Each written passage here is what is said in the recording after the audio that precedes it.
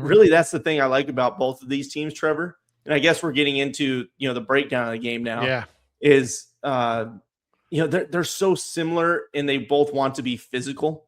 They want to pound you to a dust, and they want to boa constrictor you. And we've said that about breaking of trends for Miami is don't turtle. They get a lead, and then they'll get those couple of 3 and outs in the middle that lets the other team. They definitely haven't this postseason. Like, they have not been that way at all. Yeah, they're breaking their trends that we're used to seeing from Cristobal. And that's what you want to see. Can it continue? This is the big game. I mean, this is it. That dude is walking around the sideline just like a Signetti, just looks angry.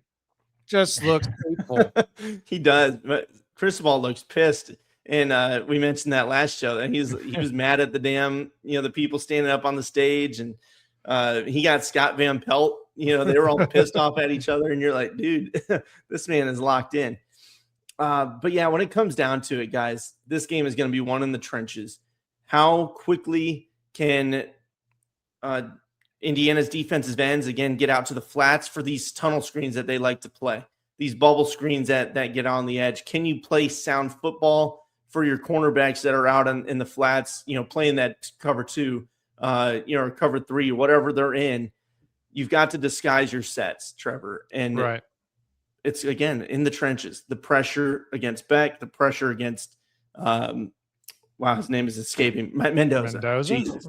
I know. I'm like I'm thinking, on the fly here. But what do you see? How does this thing break down? How does it play out? Well, on the Miami side of things, I mean, I really am curious to see if they can get Fletcher going. Because if Fletcher gets going, yeah. It's a 3-headed monster where between Fletcher and the wide receiving core, and then Beck with his legs potentially as well.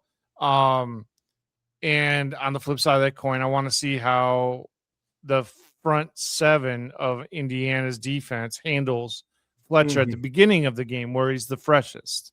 Yes, because that is where I'm curious to see how they handle it. Because whichever way you think of the Alabama, good God, Indiana. See, you did it too. Okay, it's not just me. All right. God bless it.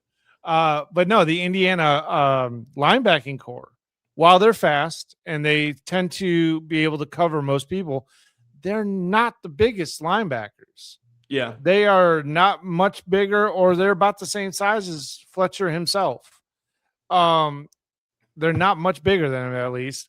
And I feel like that if Miami gets the run game going early and starts winding that clock down, I'm curious to see how Signetti and Mendoza play it. Will they play tight? Will they play still free and loose like they normally do? Yeah. Or are they going to start slinging it around in more of a panic mode? I'm not saying that one way or the other, whether Miami's going to do it or not. I'm just saying if Miami can get the running game going and solidify the ground game with that massive offensive line, I think it's going to be a long day for Indiana if they can do that right out the gate. And this is where people talk about, the weight distribution from Miami compared to Indiana. And we've seen that, how Ohio State D-line or, line is bigger than their D-lineman. Alabama's are big, and it hasn't mattered so far. Will it again rear its head, and will the depth, show out here? But you're right. If Fletcher can keep rolling and get these 4 or 5 yards of carry, I mean, that'll be a problem for Indiana's defense, and they're really going to have to adjust on the fly.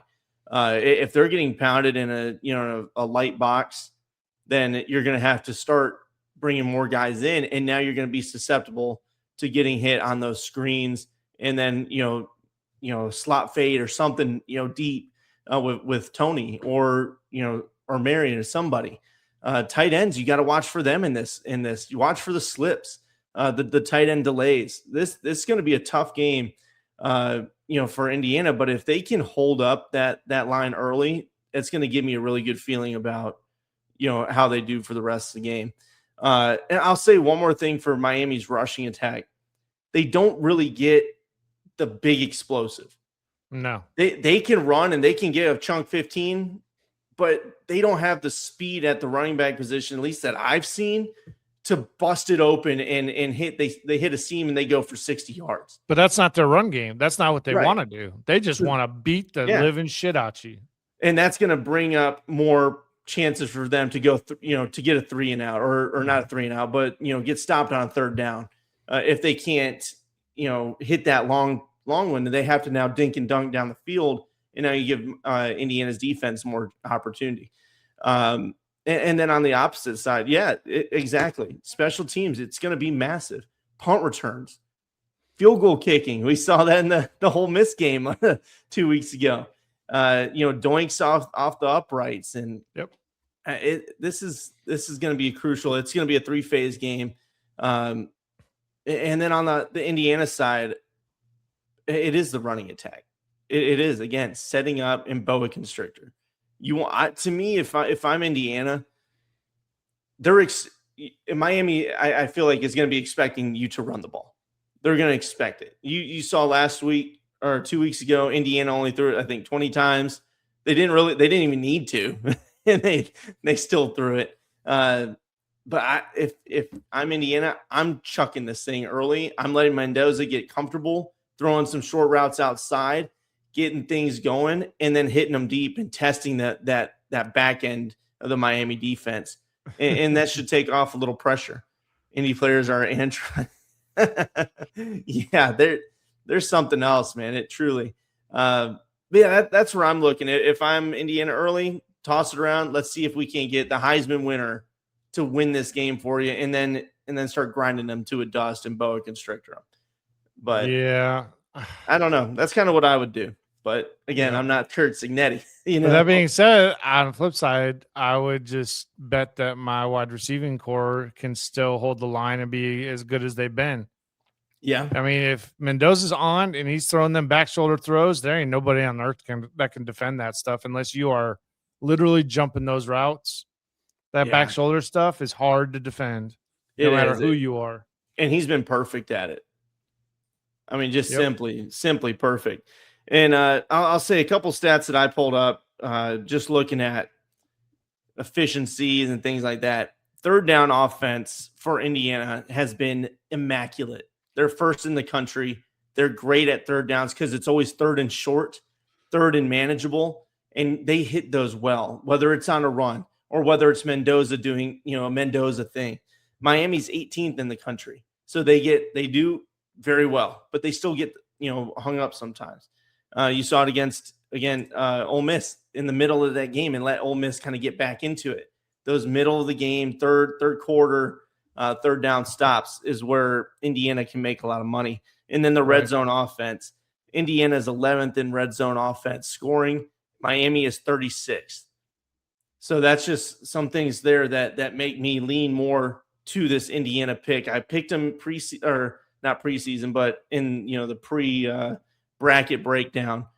And I think they're just going to find a way to finish. This feels like a miracle season. They've got some crazy shit going on. It's just crazy. I don't know how to explain it, Trevor. It's just they got a feel. They've got something going on, and I mean they've joined elite company being 15-0. So they didn't. Only so many. Yeah, only so many. So I guess the real question is, Brenden, who you got? I'm gonna stick with my pick. I like this Miami team. They're gritty, but I do worry about them hitting that middle 3rd period and Indiana just being able to pull away, maybe get a 10-point win here. So I'm going Indiana.